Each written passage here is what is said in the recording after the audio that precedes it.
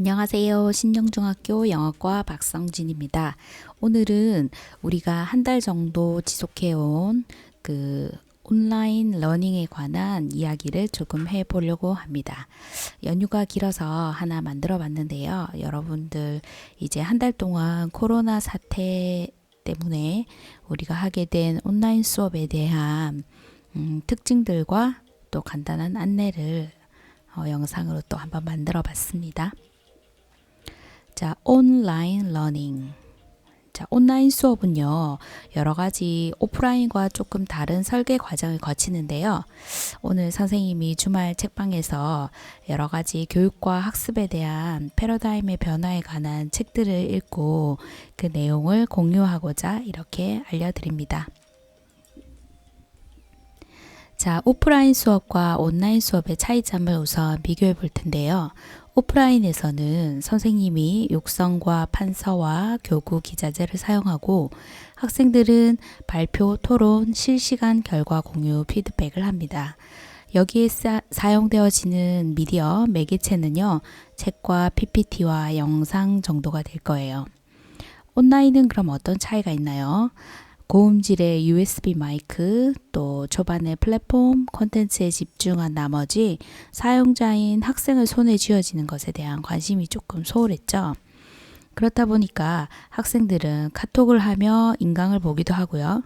인강만 PC로 시청하기도 하고 또 필기를 해가면서 사전 학습지를 기록하면서 인강을 보는 학생도 있었어요. 그리고 핸드폰으로 인강을 시청하게 되기 때문에 선생님들이 영상을 만들 때 글씨를 크게 하는 그런 점도 이제 유의사항으로 이제 경험치가 쌓였죠. 자, 그리고 학생들은 이렇게 결과물을 학습지를 사진으로 보내기도 하고요. 또 수업 중에 이렇게 다른 걸 하기도 하고요. 또 게임 화면과 같이 동시에 틀어놓기도 했죠. 자, 평가는 우리가 주로 네이버 폼 퀴즈와 학습지 필기 사진을 제출하는 걸 사용했고요. 폼 퀴즈는 간단하기 때문에 필수 과제로 사용했고, 그리고 학습지 필기는 특별 과제로 제출한 학생들에게는 쿠폰도 지급하는 이벤트를 벌였던 것 같습니다. 하지만 아무래도 오프라인에 비하면 적극적인 참여나 또 실시간 지도가 어려웠던 게 사실이었고요. 학습 향상을 증빙할 만한 또 효과를 판단하기에는 상당히 어려운 것이 온라인의 단점이었죠. 왜냐하면 학생이나 또 진단평가 결과를 활용해서 미리 학생의 상태를 파악하기가 조금 어려웠고요. 그래서 학부모 개학 논란도 있었습니다. 그리고 선생님들도 갑자기 이렇게 사태에 대비해야 됐기 때문에 준비가 또 부족했고 학생들도 이런 경우는 또 처음이었기 때문에 여기저기 이제 미디어에서 나오는 뉴스들 때문에 혼란을 겪었습니다. 한마디로 온라인 수업이라는 것에 대한 경험이 부족했던 거죠. 우리가 경험이라는 것은 학습 경험도 있지만 사실 정신적인 대비도 사실 필요한데요. 그런 경험 미숙 때문에 여러 가지 이제 핸드폰 시청에 가능한 UX, UI를 준비하지 못한 영상들도 많았고요. 또 초등학교는 교과서 중심이 가능했고 또 고등학교는 EBS 기존 교재를 사용했는데 중학교는 학습지가 많이 부족해서 여러 가지 또 혼돈이 있었습니다. 그리고 영상이 조금 오래된 듯한 영상이 많이 나오기도 했고요.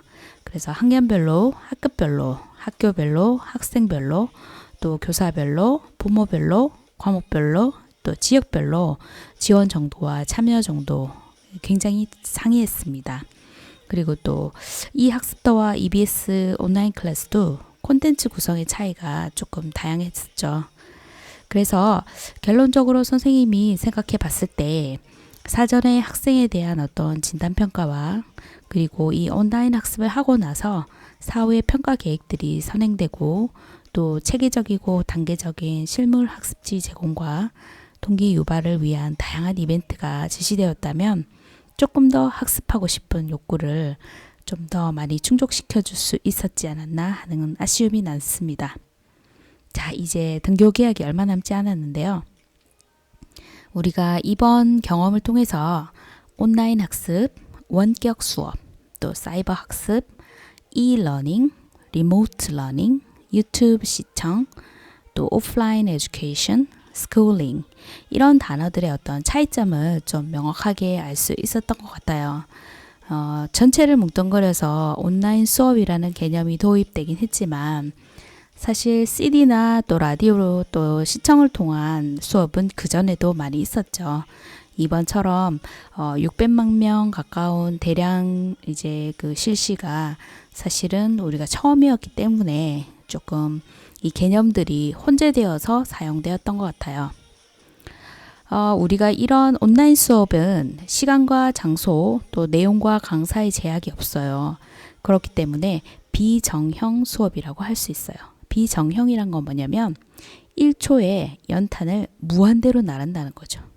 바로 유튜브나 또 온라인 클래스 또 이학습터처럼 어떤 플랫폼을 통해서 1초에 학생들이 무한정 많은 정보량을 받아들일 수 있다는 거예요. 그렇지만 오프라인에서는 정형된 어떤 수업이라고 볼 수 있습니다. 1초에 한 명의 사람이 한 명의 장소에서 하나의 시간과 하나의 장소에서 한 명의 강사가 하나의 내용을 전달할 수 있다는 거죠. 그래서 정보의 양이 급속도로 많아졌다. 그리고 시간과 장소, 내용과 강사의 제약이 없다. 이것이 온라인 수업의 가장 특징이었습니다. 즉 학습자가 모든 것을 선택할 수 있는 그런 선택권이 주어졌죠. 교사 중심에서 학습자 중심으로의 대전환이 이루어졌던 것이 사실입니다. 그리고 또 선생님들도 콘텐츠 공급자라는 그 역할을 감당하기 위해서 밤낮으로 힘이 들었던 건 사실이죠. 그래서 학생들이 사용하는 인터페이스 또 학생들이 사용하는 어떤 경험 이런 것들을 영상 콘텐츠로 만들기 위한 디자이너 역할도 해야 했습니다. 그리고 불특정 다수에게 자신의 메시지를 무한대의 시간과 장소에서 마음껏 보낼 수 있었기 때문에 선생님들도 색다른 경험이 되지 않았나 하는 생각이 듭니다. 그러면 학습만 있을 뿐 교육은 이루어지지 않았던 걸까요? 그렇진 않습니다. 수동적인 교육보다는 조금 능동적인 학습 경험이 배움의 중심이 되는 것이 온라인 학습의 특징이죠. 그래서 다양한 학습 경험과 또 다양한 플랫폼을 통한 소통과 또 피드백이 이루어졌던 것이 사실입니다.